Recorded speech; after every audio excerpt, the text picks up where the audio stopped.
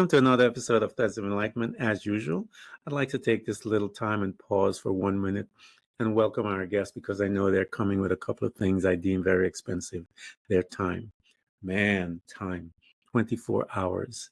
Every man, every woman has that time. How you respect time, how you partner, how you love time will expose much about you. The second is that journey. The journey is a creator. It created the individual before us. And I want to thank Michelle for coming to Threads of Enlightenment because I know she's coming with wisdom, knowledge, and insight that we want to get a taste and a flavor of. And so we want to thank her for coming with both of these precious commodities here at Threads of Enlightenment. Thank you so much for coming.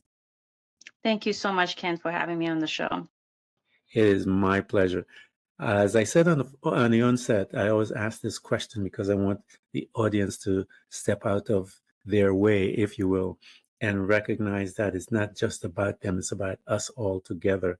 How do you serve mankind? So I believe that I serve mankind, through the power of my words. And in the same breath, though, what I have learned over time during my short time on this earth is that my mission, the core of my mission has not changed, but the circumstances that surround my mission have changed, whether it's the environment, the people I come into contact with, the people I minister to. And I think that's something that I've had to come to peace with. You know what I mean? The core mission can stay the same, the crux of it. But I can never get too complacent. So what that looks like in practice is really always trying to see, beyond my mission, to find out if I'm really walking like on God's path, or am I walking on someone else's idea of what my path should look like. And so there's this intentionality piece that I definitely have employed over the years to really hone in on, not just saying to someone like, hey, this is how I serve humankind, but also here are the things that I'm doing, here are the steps that I'm taking every day in order to truly figure out if I'm still on the right path, if I'm doing anything that can deviate from it. And one typical way that I can sense when I'm deviating from the path is when when I feel like my feet are not firmly grounded. And that usually gives me an idea that, you know what, something is off. Usually that's what I'll say, like something is off, and I need to, just like a GPS, I need to recalibrate my steps. And go from there.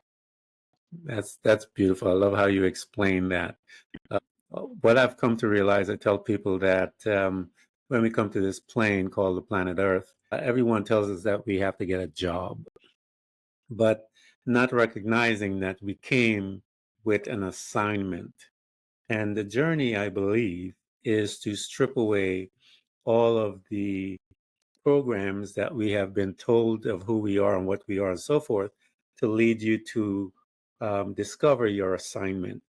And when you discover your assignment, I believe the assignment now will lead you into you becoming a servant. And I'll give you an explanation because I grew up in the church. Jesus Christ comes on this planet, he's born, and it says that there was this other guy before him called Peter, and he was doing his thing. Jesus, after the Holy Spirit takes him into the wilderness, he's tested, he comes he goes up into the church or the synagogue, and he pulls this Bible and he pulled the Torah and he goes to Isaiah 61, and he reads a part of Isaiah 61. And he says, the Spirit of the Lord is upon me to do this, that, to heal the sick, to heal. And so he began to tell everyone what his assignment was. And then he turned around and started doing it. And so that is the assignment. Once we discover our assignment, it leads to becoming a servant. He being the model. That's what this whole journey is about when we go through our mess. So one of the things that we like to do as here at Threads of Enlightenment is revisit our the spaces that we visit, and for just a few times, family. Each one of these spaces that we visit, I tell people, has different programs. The family, religion, we go into our educational system, go into corporate America, we go all these different places, and each Mhm. one of those spaces have their own programming. Introduce us to your family. What was your family like? So I grew up on a small island. I was born in the States, in the United States, but I grew up in Haiti. My family's from Haiti, Martinique, and France, respectively, because I might get in trouble for not acknowledging all three. So I grew up in a very progressive, and as a woman, I definitely lived in a pretty sheltered life. I felt protected, and at the same time, what I've come to learn in retrospect is that even the four walls of your house cannot protect you.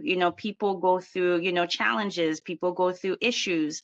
And so behind those, golden walls, as I like to call them, you reside around it, were poor. I didn't grow up poor. None of my family members, from what I remember or from what I recall, grew up poor, both on my mother's side and my father's side. But it bothered me. It bothered me that I had access to basic amenities, but the people around me outside of the house, like in that, not Hmm. in that neighborhood, but you know what I mean, in the surrounding areas, Yeah, did not yeah. have access, to these basic commodities. And that was the reason why I decided to pursue. Initially, I was going to become a pediatrician, wanted to work with kids, and then I decided, and this is like part of the Lord's plan. He kind of redirected me, and then I started pursuing a career in public health to sort of become part of the movement to make sure that other people have access to what I've enjoyed most of my life, if that makes any Yeah, sense. And so yeah. I grew up in a very loving family, a family who instilled in me core principles, a very strong pride in my Caribbean roots, in my Haitian roots. And then also, allow liberty for me to explore, my Hmm. environment, to understand, as Mr. Rogers would say, understand who my neighbors were. And I'm grateful for that, and I know that's a privilege in and of itself to have to grow up in a two-parent household. But then Yeah, when I came to the States, it was a different story because we had to start yeah, all over again, and it became a one-parent household for some time. And yeah, so again, that lifestyle, the lifestyle changed. To me, life is change. But what separates us from other people is how much of the change you're going to embrace. And in this yeah. situation, I didn't really have a choice because when I came to the States, I didn't live with my parents for a while due to the civil unrest in Haiti. And so I lived with a host family and I practically Hmm. raised myself at the age of 12. So I had to Wow, figure things out, and I had to kind of end, like my childhood ended when I turned 12. wow. And I had to become an adult in a way. And so I'm Yeah. saying all of this to say that when I look back on these moments, don't get me wrong, when you are in the storm, it doesn't feel good. It doesn't feel, there's a Hmm. lot of discomfort. And at the time, because I grew up in the Roman Catholic Church, there's a series of rituals that you go through, communion, confirmation, all of that. And Yeah, that's good. That's all good and great. But my relationship with God at the time was not as strong. He was still protecting me. He was still providing for me, but I didn't really know him the way I know him today. And so yeah. there was also it's kind of like me being I was I think of the analogy of the sheep. I mean, I was one of the sheep that was far away from the herd, and I feel Hmm. like I got pulled back into the herd because during that time, it was one of the darkest days, darkest time of my life, and I was really trying to find myself and understand what my assignment was, what my mission was. And I struggled with that. I Yeah, really did. So I just wanted to make sure that I share that because you asked me a question about my family, and I have nothing but positive memories. I have had a great childhood, and at the same time, I want to also make sure that people see that Yes, I enjoyed a great childhood, but there were challenges too. It goes hand in hand. Just like you can't have good and bad. We live in a world of opposites. And Yeah. so you cannot want the victory without the challenge. Yeah. You cannot want the victory without the process. Yeah. And this is a testament of me, to the best of my ability, trying to embrace that process along the way, which is why I'm here today.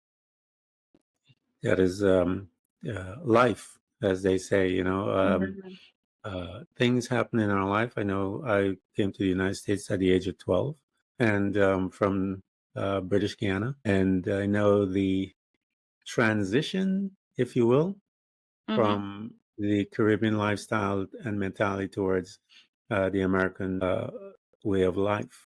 Because in Guyana, I was in my second year in college, and when I came to United States, it put me into junior high school, and I lost my mind because I was amazed at how slow they were in the educational system in the United States versus Yes. um, out in the Caribbean islands, some places as simple as the Caribbean islands.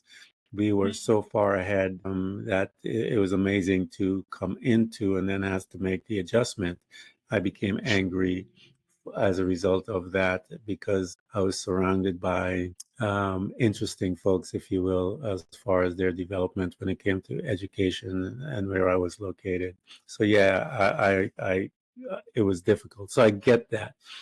Having your difficulty and making an adjustment with family being pulled away, that is a major place because you're coming into a totally different mindset. Here you are, Absolutely. a 12-year-old girl, basically, childhood finishes. She now has to become an independent individual, an Right. adult heading in that direction. As this child realized what she had to do and to begin to make the stages as she began to do, how did you make that pivot, if you will, from this 12-year-old girl now becoming independent as heading into adulthood at such a young age, man, to recognize that you have to make this pivot? What did that pivot look like? I think, I can't, take all the credit, given that, I did see my mother every year, but it wasn't the same. And so she was the one who became my compass and my guidance during that time. And to me, I don't think I was ready. And I think that's something that people don't ever talk about. And this is coming from someone who's a recovering perfectionist. You can never be 100% ready. Life is not like a guidebook where everything happens, it's a linear process. There are no potholes, I mean, Yeah, hunky dory. We're holding hands and singing karaoke songs. It doesn't happen that way. Trust me, yeah, when I came here at 12, in my mind, I was thinking to myself, because I was sad, because there was a loss for me. There was a feeling of abandonment, even though that was not the case. There was a civil unrest. And so my family mhm, was trying to protect me. My mother went back to that environment, to try to make ends meet and send money to the host family to take care of me. And so I was sad. The first year was a very tough year because in my mind, I thought it was just going to be for a year. But a mhm. year turned into 7 years. Wow. And that's when I realized, after the second year, when I realized that mom was not able to come yet, that's when I said to myself, it's going to be tough, but I'm going to need to recognize that, you know what? I need to make my family proud. I need to make this work. And it wasn't easy because I also, at the time, and this is the part that people don't talk about with 12-year-old people, 12-year-old children, is that, not all host families are created equal. So you're coming in Yeah. into a space where people may also be going through their challenges, and they may not be able to give you the love that you think you deserve. And Yeah. so I think that's when I had to lean on my mother, but also lean on, or ask God for guidance, ask God for wisdom in order to make it through. And I think that's where my parents, comes into play.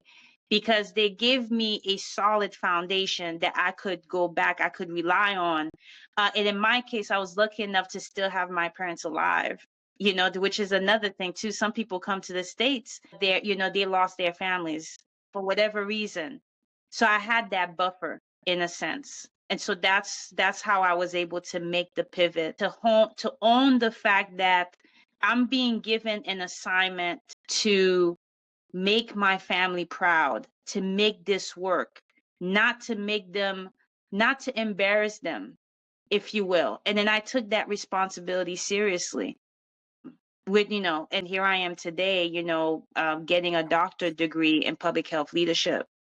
But people see the end outcome. They don't see all of the challenges that we're talking about that led to this moment. So that's what I That's would say. the Yeah, that's the good stuff. The stuff that leads to the moment. The moment is not. The moment is just the moment.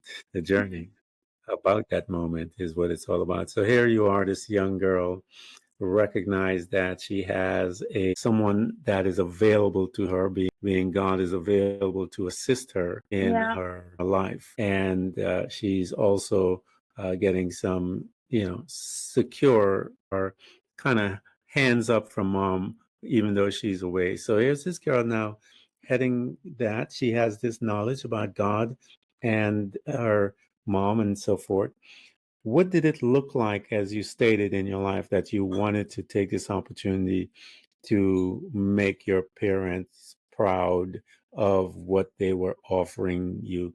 What did that picture look like while you're living at this host home and you're heading into school and all that stuff? What did it look like as you were walking that direction? It was something, I mean, from a 12-year-old's perspective, because I'm kind of going back to memory lane. It was Yeah, something as basic as, getting good grades, trying to understand the system.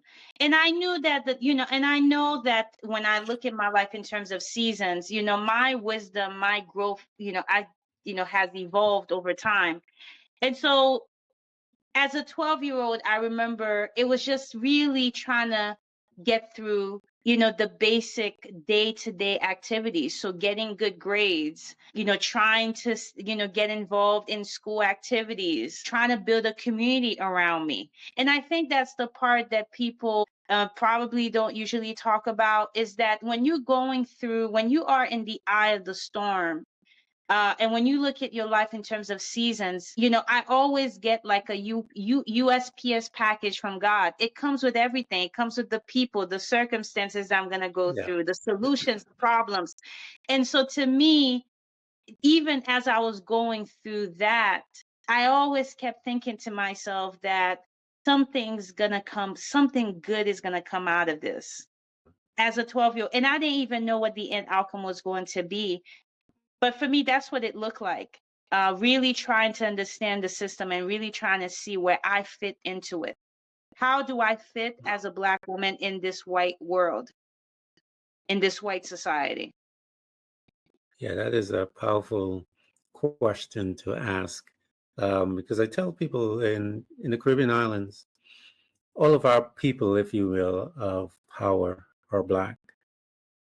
We don't have an Yes. identity crisis as Americans have, in the sense that where they don't see themselves as leaders because that's all we knew. My president, my prime minister, everybody that I know was We were Black. So Black. I can do whatever I want to because all of them were Black. So I didn't have an identity, if you will, about that. And not even that in the United States, that transition is a learning experience because I have a different mindset when I have a conversation with Black Americans versus white Americans, because I remember when I made the transition to the United States, they look at me as Black. And I used to look at them and says, no, I am a man. I just happen to have a Black skin. But I think and especially from my white brothers and sisters, when they put that label on me, I would resist it in the sense that no, because I know what it means to them when they say that. I Yes. had an understanding of it.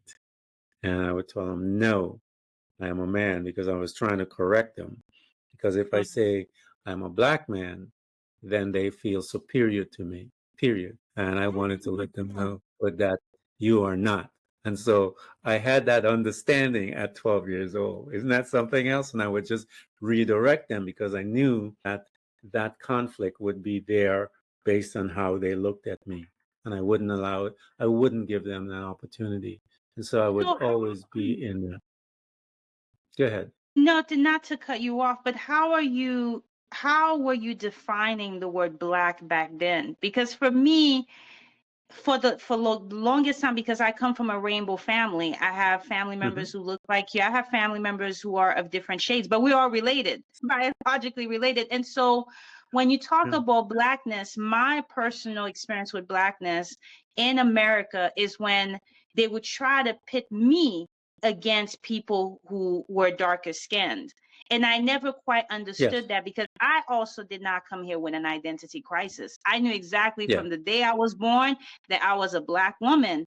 But to me, I associate the word black with power. I associate the word black with brilliance. So, Mm-hmm. and that's how I've always seen it throughout my life. So for me, I didn't have an issue with them calling me black. I just didn't want them to focus solely on the race piece, since this is a social construct. I wanted them to see beyond that. You know what I mean? And so Yeah. I'm curious to know how you define black at the time. At the time when I came here, it was in the 1980s. And when we came back, when I saw that, because they looked at it as a demeaning relation. When a white person spoke to me and called, in my mind, in the area that I grew up, it was like a derogatory type of terminology that they were Interesting. superior to me because of my color.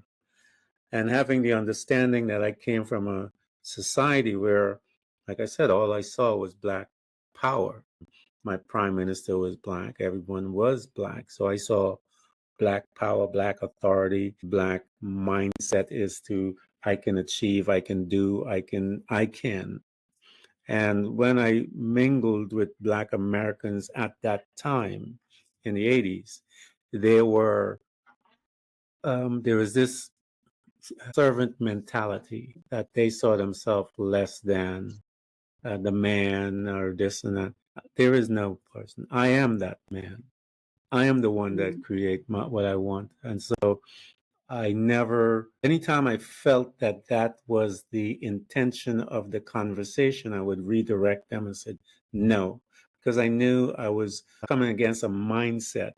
And again, this was in the area that I was at in East Elmhurst, Queens, in New York City, and dealing with race things. Because later on in my life, in school, in high school, there was a big race riot when Roots came out. That race was it was wild where we had cops coming into the school and it was a serious race riot right after the day after Roots came out because at that point in time now you had the blacks feeling that oh you did this to our ancestors, now we're going to show you what we are all about. And so it went wild watching, and I felt like an outsider watching this crazy stuff happening all around school, just on the Mhm. sidelines watching it because I didn't feel I was a part of it because I came from a different culture. So here you are, you were exposed to all of this type stuff. You're now heading into school, you're in high school, you're dealing with folks. How was your relationship with others outside of you as this young girl having God on her side?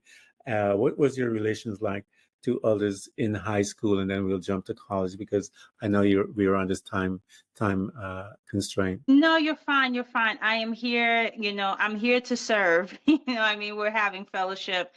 And so there's no hurry, if you will. My relationships at the time were pretty strained because from the mindset of a teenager, when I didn't really understand my power, when I didn't really understand who I was, because remember, I was finding myself. It was, I had all the tools, but I didn't know how to use it. Yeah. And I think that unbeknownst to me, I think I came off as a bit offstandish, arrogant, and then also someone who was people were intimidated by, because Yeah. because again the wisdom was still pouring out, but Yeah. I just didn't know. I was sort of like, I don't know how to explain it. Like it's like being a doctor, but you don't know how to use the tools that you need to get the job done. And Yeah. I think that's where I had to really hone in on journaling. So I started journaling. I started asking questions because I couldn't quite understand how come I was not able to fit in. Because I've tried to Hmm. fit in many times, and those were all failed attempts. And I think it was not until I got to my college years that I realized that, you know what, I don't want to fit in. And actually, Yeah. if nothing else, it's an insult to God. Because if I'm too busy trying to fit in, how am I living my, like, who is living my life? Yeah. And that's when I had to just take a pause and say to myself, I think I got this all wrong, which is part of also of the growth, when and that's also part of the process of taming the ego. Hmm. And so I think that's what I started doing, from when I transitioned from high school to college, really trying to quiet the mind, Yeah. quiet the inner critic. And I'm not going to sit here and tell you I've arrived. Exactly. I will say that every day I am always leaning into quieting it, understanding it, healing it. And then when I find that those thoughts come up, I always have to remind myself that, wait a second, have you not seen how far I've come? Because there was Yeah. no guarantee that I was going to be here. And I Yeah. think when I say that to myself, it puts me on firm ground that Yeah. this is much bigger than me. This movement is much bigger than me. It is in the hands of God. He's given me the tools. He's shown me how to use it. I'm using it. Yeah, I don't always do the assignment perfectly, but I'm always moving forward. Always, getting closer and closer to what that assignment is, because my assignment has definitely changed. I think, over the years, again, maybe the core of the assignment has stayed the same, but the circumstances around it has changed. Yeah. I think that's the key. You look at, and again, I use Jesus as a blueprint. His assignment, he got up and he read some of it, Yeah. but the real purpose of his assignment was for him to die. And Right. so he had to have all of these different circumstances that will come into play to make that come to pass. Situations will always change, but the core assignment, it tells us that he was crucified before the foundation of the earth. So that was his true assignment. But along the way, he was healing sick, he was casting out demons, doing all the other things that he read for us so that we could see. But like you said, the assignment, the coreness of it was there, but circumstances changes and causes us to move in and out and stuff like that. So I use him as my blueprint all the time, and there's so much wisdom in there. So here's this woman now moving through life. She has got in, and I tell people, you're here not to fit in, because you are here because you are different. Yes. Everything about you is different. You're unique. You have to be you. I can't be you. Only you can be you, because Right. your voice is different, your retina is different, everything about you, even twins, there's differences, because that's Yes. how industries are running. We have many industries that are built on the fact that you are, the whole law system, justice system is built on the fact that you are different, because that's how they tell your fingerprint, everything about you is different. That's how they can identify if you did something wrong, because of your difference. When you die, that is gone. So don't focus on being someone else. Focus on being you, because there's only you. There's no Yes. other you around here. Just be you, and God will guide you into what does that mean to be you. Go And ahead. also to what you're saying, to complement what you're saying, when you decide to be yourself, when you decide to own your power, you also have to take into account that you may lose, Mhm. people along the way. Oh yeah. And you're not necessarily losing friends. You just your interests are no longer aligned, and Yes. that's also part of the change of seasons. And Hmm. that's something that was painful for me when we talk about my relationships being somewhat strained or somewhat odd. It's because at the time I didn't even understand the different types of friends that you get in each season. You have people who are constituents, you have people who are Yeah. for what you are for, you have comrades, people you have a common enemy with, and then you have confidants, the people you can really trust. But even then, these people could move from one group to the next. So Mhm. I've had to, and only as long as you continue to walk the path, you get to see those patterns, you get to understand life a little bit better, and what relationships are about. But that's something that I've had to come to peace with.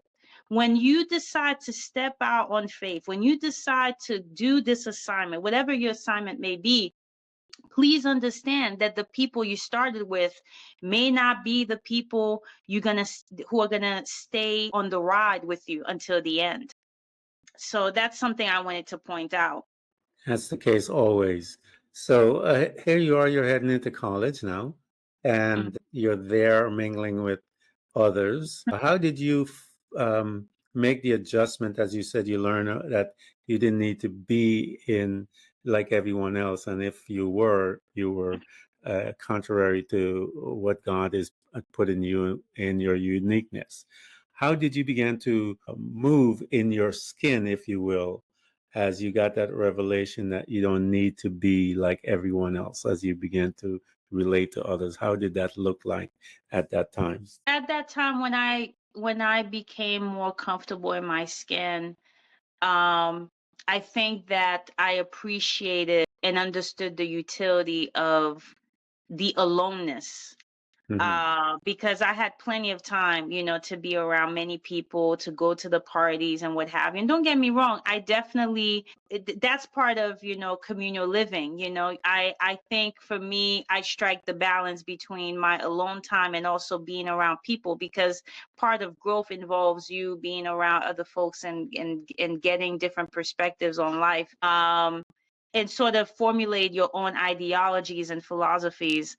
And so for me, when I became more comfortable in my skin, I really appreciated that period in my life, because that was when I started building a relationship with God and really understanding his power in my life. And then at the time, I was also doing therapy. So I was able to have like a guide in terms of how the feelings of abandonment, the the lessons that I've learned, like in my previous seasons, how they affected me.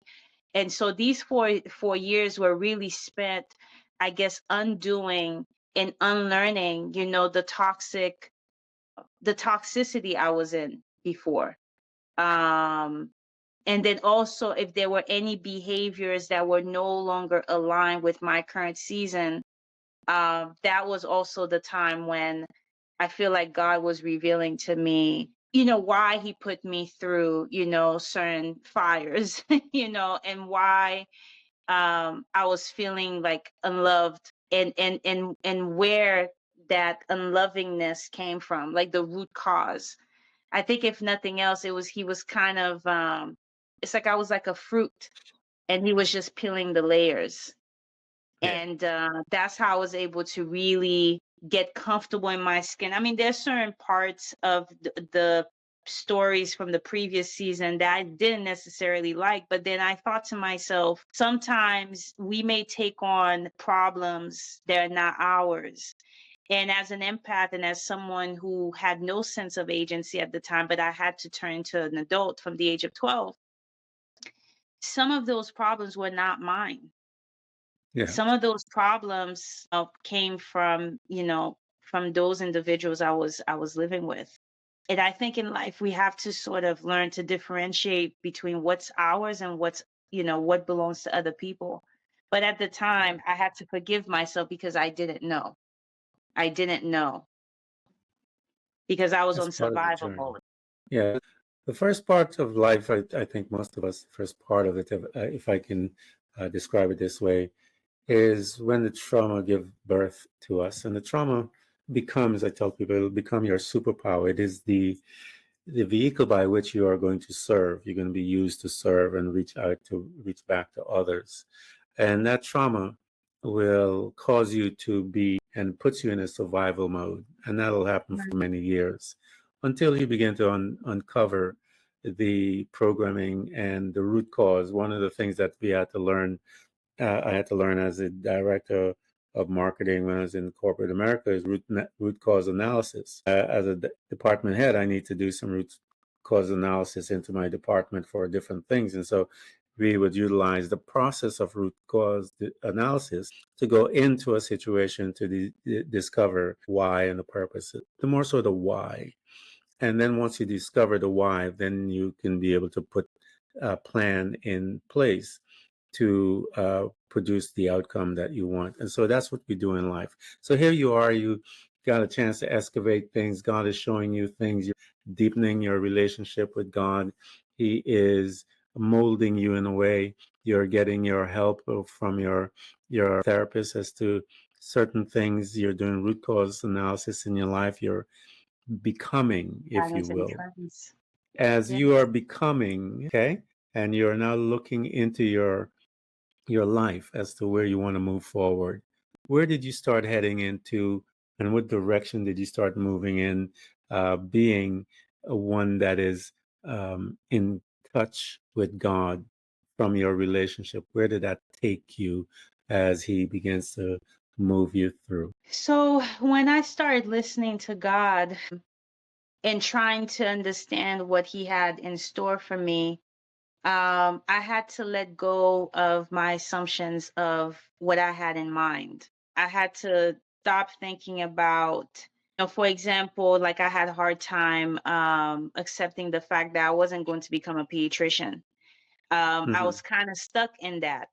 And so I've had to sort of let go of just any previous plans. And then also, looking back on it, it was kind of foolish. Like I had, these detailed plans, like this is what I would do, by the age of 25. It's foolish. But you couldn't tell me nothing, Ken. Like those spreadsheets are pretty detailed, my brother. And between you and I, like, and also your audience, I still have those spreadsheets. Yeah. And I stumbled actually because now that I'm in a doctoral program in public health leadership, I'm taking classes on understanding myself, very Mm-hmm. interestingly enough. Yeah. And so I stumbled on one of these spreadsheets actually last month, and I started laughing. I said, I looked at it, like the spreadsheet was like 20 pages long. And I'm looking at some of the details. Yeah. And I said to myself, girl, like none of these things happened. Like none of these things happened. And then also here you were at the time worried about not making it, not being successful. But that's because at the time I didn't have a good definition of what success is. Success doesn't always mean, when I look at my journey, that you're going to be in the spotlight. Success Yeah. may just be that you found out what you're really good at, and then you Mm-hmm. go out there and make something out of it, which is why I discovered my passion for writing and created a business out of it, Pathway Coach Writing. And Mm-hmm. even when I built the business, it went through its ebb and flow. It went through its cycles. Because again, it also, in that life cycle, you also have to still do the introspection work on what's working, what's not working, where are the opportunities of growth. And again, that's where God comes into play. It's kind of like, okay, how do you want me to use my business? Mm-hmm. In service of you, right? So that I can continue to minister to people from my talents and gifts.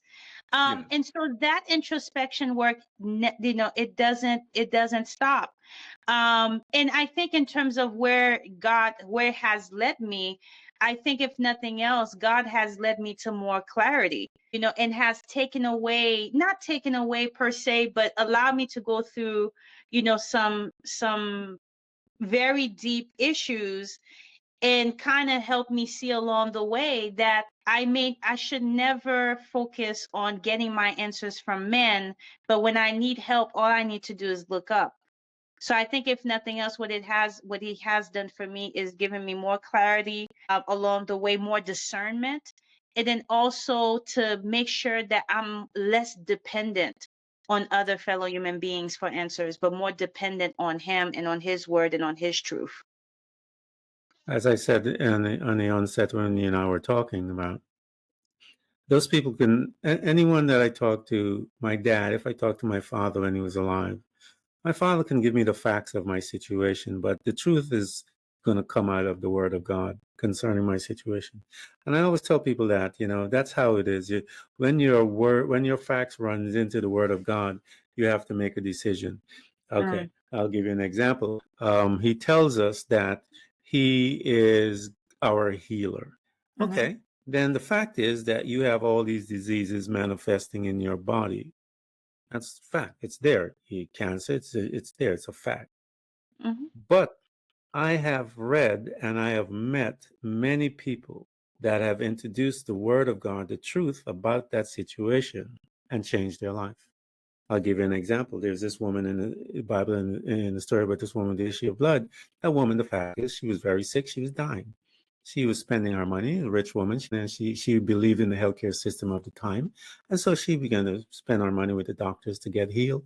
She ran out of money, of course, just like any healthcare system that deals with money. Says to her, "You're broke. We can't take care of you anymore." And it says she got worse and she was going to die.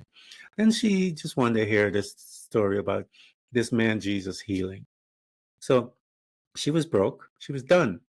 She now had the facts for that she was dying. And then she heard some truth and she made a decision. But the decision was not done in the the natural mind. The decision was made in the internal woman. She said within herself, "That's the soul of mankind. If I can touch the hem of his garment," that's the facts now. She began to declare the fact of her faith. The fact is, she believed he was a healer. And then she declared it. She says, "If I can touch the hem, I'm going to change this facts. The truth is, that man can heal me. I don't need to talk to him. I don't need nothing." She wasn't interested in talking with Jesus Christ. She had no intention. She said, "If I touch the hem, I'll get it." And so the truth was that she believed that he was the healer, which he is. And when she touched him, because she didn't pull his garment, she just touched him. And he turned around and said, "Who touched me?" And so the truth of God's word is designed to pull power from God. So when we introduce power into the facts, it will always change it. That's what it's designed to do. My father could only tell me about the facts of my situation, but when he gives me scriptures on that, he's now telling me about the truth about my situation, and I have a decision to make. Do I want to believe the facts, or do I choose to believe the truth? And that's where faith comes in. So that's what we're doing and talking about. Faith to do anything, faith to walk the walk, to do the journey. It takes faith to do all of that. It takes faith to relinquish all of the desires of the pediatrician. It takes faith to trust on God's ability that He awoke in you. Well, because you mentioned it before, and I was going to get back to that. He had a gift in you, writing, and you started writing a while ago, not knowing that you were fine tuning yourself. God knew what He was doing, and then He began to move you through and say, "I want you to create a business out of this because I have some other people out there that have books that needs you to right. edit their books. I got some stuff for you to do." But that didn't just happen just because of just like that. You had to relinquish things and you had to Mhm. make new confession with your faith and move in a different direction. And that's what this whole thing is about. So here you are. God is showing you all these wonderful things about you and Him, and you're learning to trust Him more. And I know it sounds easy, but it's not.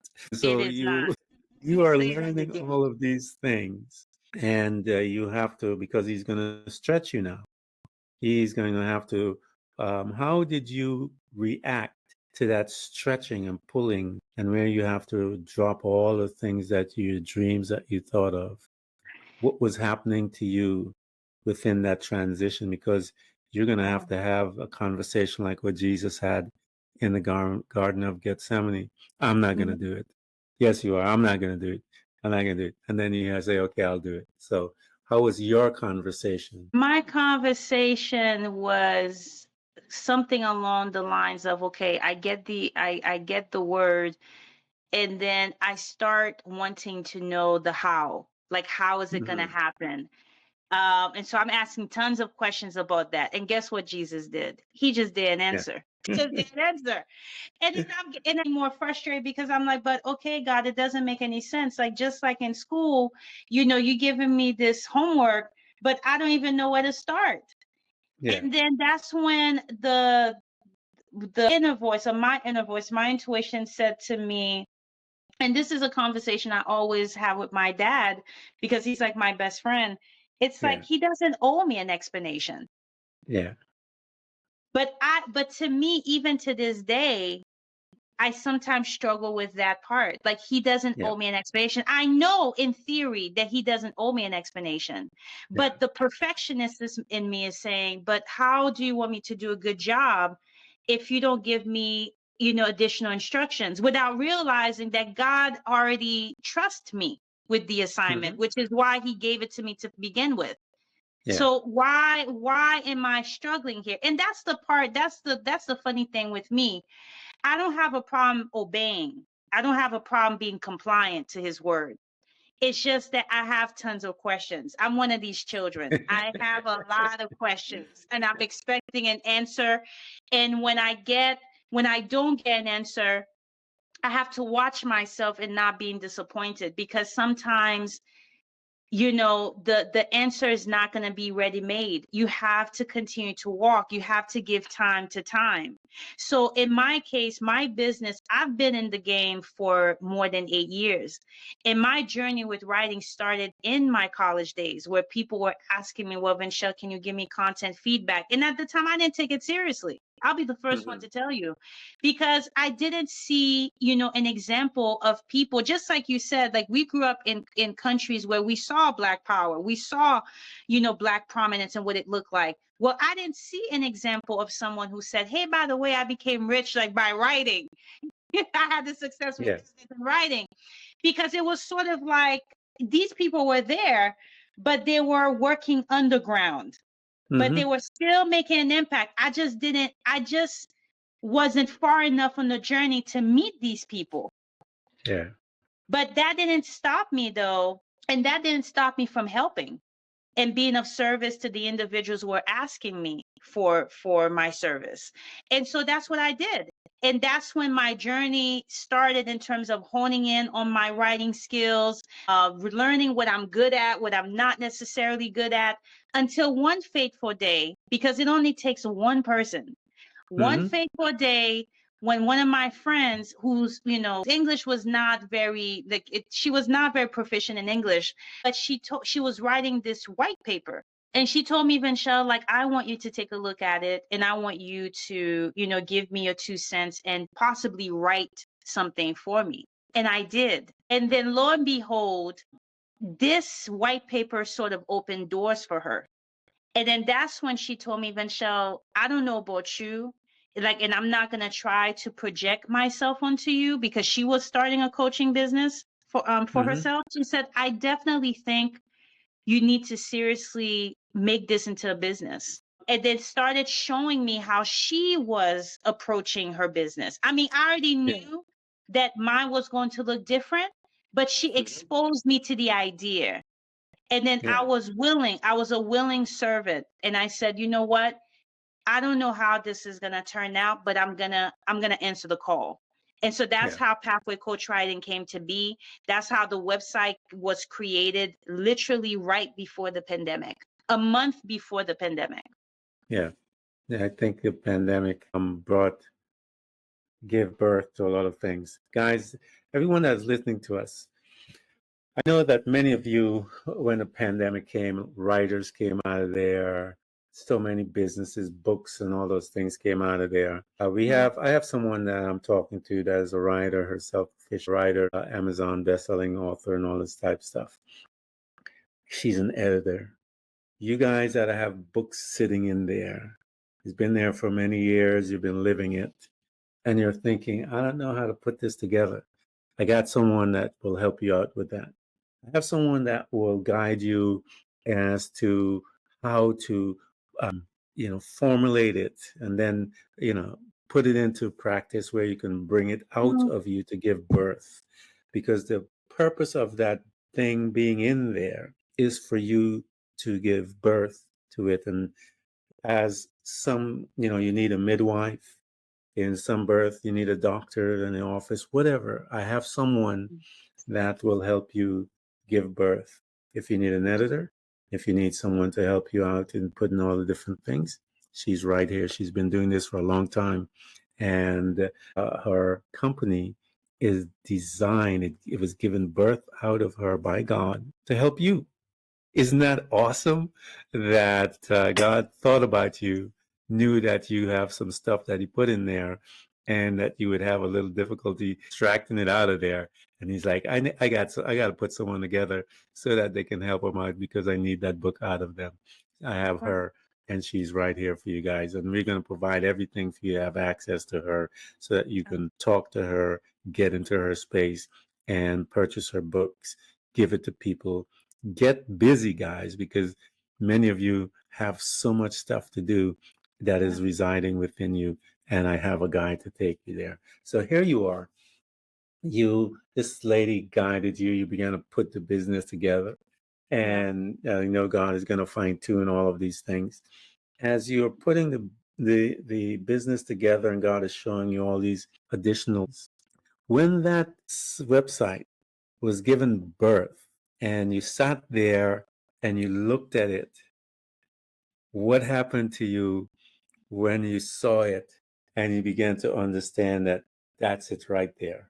What transpired within you as a grown woman now, not this 12-year-old girl who had to become an adult, but this adult looking at this thing? What was going on? I think for me, what was going on at the time is that I had a sense of euphoria. And then also, I was looking back on my life, trying to understand, again, like how it's like not really getting too enmeshed in the details in terms of how I got here. Because when I was in those different seasons, it just felt like a long time ago. And sometimes memory can play tricks on you. You start forgetting those details because I'm far away. I'm far away. I know these different events shaped who I am and shaped my character, but I'm far away from it now.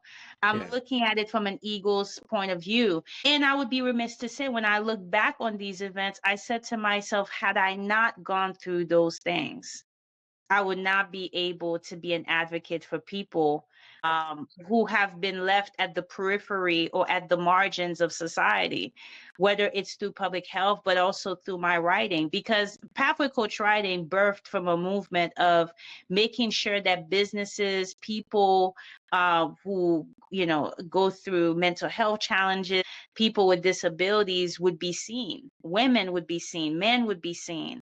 And so that was important to me. But how can you advocate for people when you haven't gone through your own set of drama too? And so I think that's when I remember just having a sense of euphoria and just thanking God, for reeling me in, even when there were times when I wanted to fight back, even when there were times when I didn't believe.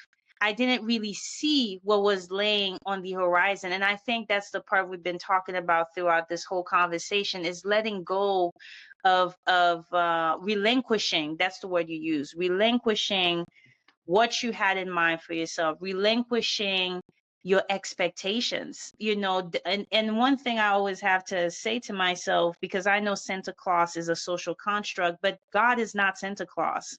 He's Yeah. not always going to give me what I want. He's going to give me what I need in order to Yeah. grow. And I think at the time when I looked at this website, I said to myself, thank God that I was not in my own way. Because had I been in my own way, had I sat there asking 1,000 questions, I can tell you right now, we would not be here on a podcast. I would have nothing to pitch to you. Yeah. So, and I thank God for that. I thank God Yeah. for that. Because that was part of my pitch. That's how I presented myself. It's like, you know what? This is my business. I help businesses. I help people, use writing as their branding strategy. But there would be none of that if I had sat there trying to ask God, well, how is this going to work? Like, when am I going to have time to do this? I did not ask any of these questions. I just went ahead, created the website, had my first client literally a couple weeks later. And again, I went in I took a different route because, typically people will write the business plan. My business plan was not even complete. If nothing else, what I said to myself, I said, I did the market research. I know what some of the services, the initial services, and how I was going to package it. But I said to myself, I said, no, I'm going to let the people, dictate the services that I need to provide to them.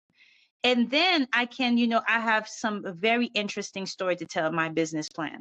So that's how I went about it. So I didn't even go the regular route, just like everyone else, where you write this 20-page, 10-page business plan, if that's still a thing, and then create these services that are not aligned with people's interests. They're not aligned with people's core values. I didn't do that. So it just comes to show you, when you allow yourself to go with the flow, it's a game changer. And this is something I'm always saying to myself right now, because even with the platform where we found each other, that was a platform that I did not even know existed. Yeah. I just stumbled on it while Googling something else. And then I decided, I said, that's very interesting. Let me create an account. There you are.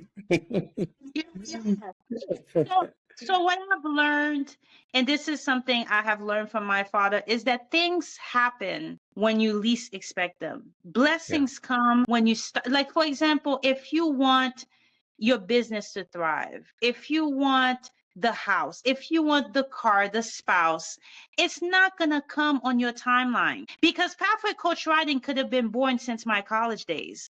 But somehow, some way, it just wasn't the right time. And I think like that's also a key takeaway from our conversation. Timing is everything. Timing is everything. Because there is nothing more disastrous to start something at the wrong time. I'm going to leave it there. There's nothing else to say after that. So guys, we are going to give you everything to get access to her, even business owners. She will help you also put things together to create your brand. And there's nothing like that. To have someone that is capable of doing that, man, when you're putting your business together to assist you, is you're creating a great team that will get you to where you need to faster than if you're just doing it by yourself. So I want to thank you so much, Michelle, for coming to Threads of Enlightenment. You and I are going to stay in touch with each other, and I'm going to keep track on you and see where you're going. I'm going to send everyone that I know that is thinking about starting a business, writing, everything to get to you so that you can assist them to get there. And I want to thank you so much for coming to Threads of Enlightenment. Thank you so much, Ken, for having me. And I'm so glad that you went and did that search. God made you do that search and you came to me. Thank you, Father. Thank you. Thank you so much. You have a great day. God bless. Thank you. Bless.